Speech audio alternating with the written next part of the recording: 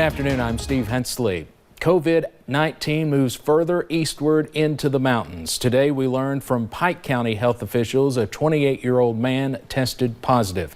County officials say that man is self-isolating at home right now. And within the last hour, we also learned that man was a Pikeville Medical Center employee.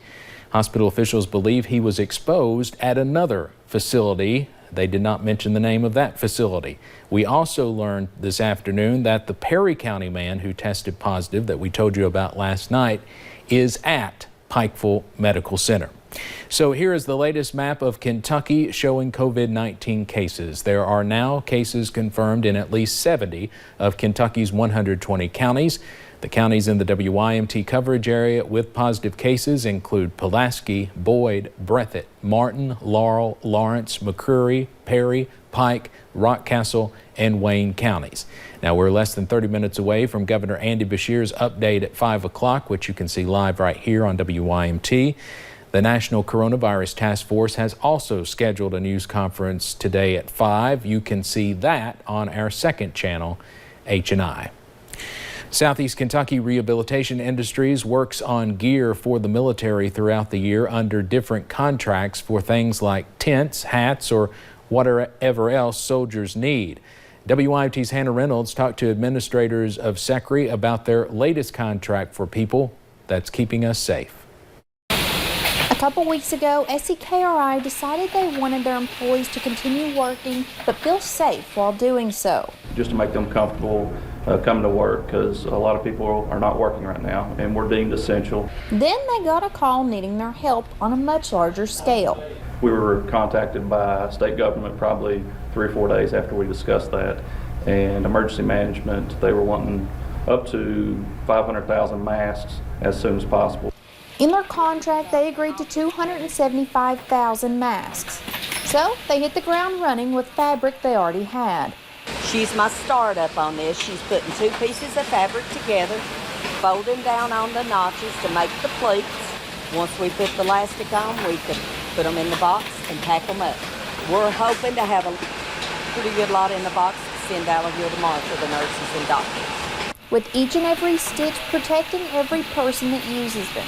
We have had a history of manufacturing products to take care of our servicemen and women, and we take a lot of pride in that. So this was just a natural evolution into that when we got a chance to help people closer to home, and so we were just glad to do our part. Making their promise to Team Kentucky. In Corbin, Hannah Reynolds, WYMT Mountain News. Those masks are expected to be finished within the next 2 months. Governor Beshear and Lieutenant Governor Jacqueline Coleman are calling on Kentuckians to lend a helping hand during this tough time for many. The Team Kentucky Fund is collecting donations to help those in need. So far, it's raised more than $390,000. Information on who can apply for the Team Kentucky funding has not been released yet. Senate Majority Leader Mitch McConnell unveiled a new way for Kentuckians impacted by COVID-19 to learn about financial help. A new section of McConnell's website answers common questions about Congress's recently passed coronavirus relief package. The coronavirus claimed around 900 lives in the U.S. yesterday alone, setting another single-day record and bringing the total to more than 4,000 in the first month of the crisis. New York is still considered the epicenter here in the U.S. Meanwhile, in California, a nursing home outside Los Angeles, 2 people have died there and more than 50 are infected. This afternoon, we are hearing from a doctor in hard-hit Chicago about how he's dealing with COVID-19. Dr. Scott Salmon is an emergency room physician. He says protective gear, especially masks, are scarce. This doctor says this is the most scared he's ever been, especially since he has a wife and 2 very young children at home. I deal with gunshots every day and trauma and crazy stuff, and this is the only thing that scares me. If you have a friend or a colleague or anybody you know in the healthcare industry who's working on the front lines, just send them a text saying, thinking about you. God bless you. Love you. Thank you for what you're doing. That's all we need. Dr. Samlin has started a GoFundMe to raise money to buy medical supplies. The Trump administration says it is up to all Americans to help mitigate the spread of the coronavirus. The nation's top health officials say nothing is off the table as they continue to discuss new guidelines. In an interview airing tonight on the CBS Evening News with Norah O'Donnell, the nation's top infectious disease expert said following White House social distancing guidelines is the country's best chance against grim predictions of people that could die from COVID-19. The more we push to really very, very strictly adhere to the guidelines of physical separation, I believe we can modify that. We can't just throw our hands up and say that's inevitably going to happen. Fauci points to the guidelines as a better alternative than a national lockdown. So far, more than 30 state governors have instituted some sort of stay-at-home order.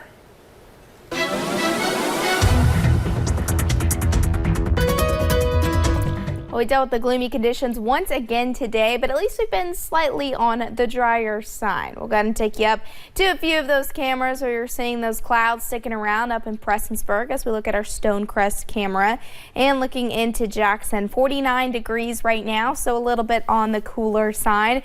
And we're seeing those clouds definitely stick around. Temperatures mostly into the upper 40s, some spots getting closer to the 50s. If you're looking down into the deep Cumberland Valley or over into parts of Lexington, a little bit cooler in Wise, they're only at about 41 degrees. So you can see we've seen that moisture stick around kind of on and off throughout the day, maybe even some snowflakes in those higher elevations.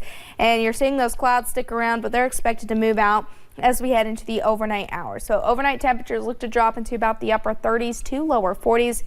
Clouds start to clear, but sunshine returns as we head into tomorrow, along with some warmer temperatures on the way. I'll have more on that coming up in a little bit. All right, thank you, Paige.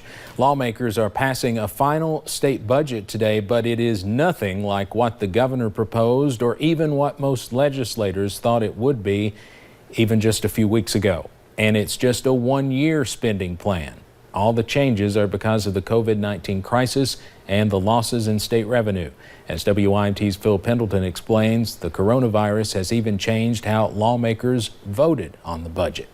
The budget includes no increases in education, no new social workers, and public workers and teachers will not be getting a raise. I wish I could stand here today excited about this document, but Mr. Speaker, I think this is the best we can make of this situation at this current time. In the meantime, we have little choice but to focus on our core responsibilities and make sure every Kentuckian has access to the safety net programs they may need. The lawmakers are approving the spending plan that still has a lot of question marks. We always pass a biennial budget, but because of the virus and our response to it, we don't know what the revenues are going to be like this month or next month. Coronavirus has changed everything for nearly every Kentuckian. Clerk, sound the chimes. Roll call is open. And today it changed how the budget bills were voted on. That part is really interesting. So we have to see how this is going to work out. This is a first. Lawmakers took ballots from the House floor to their offices where they wrote down their yay or nay, then texted or emailed the vote in.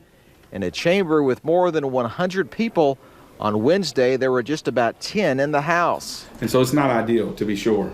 But these are trying times and new times, and we have to address the concern the best we can, and this is the way. The Senate approved the executive branch budget by a vote of 34-0.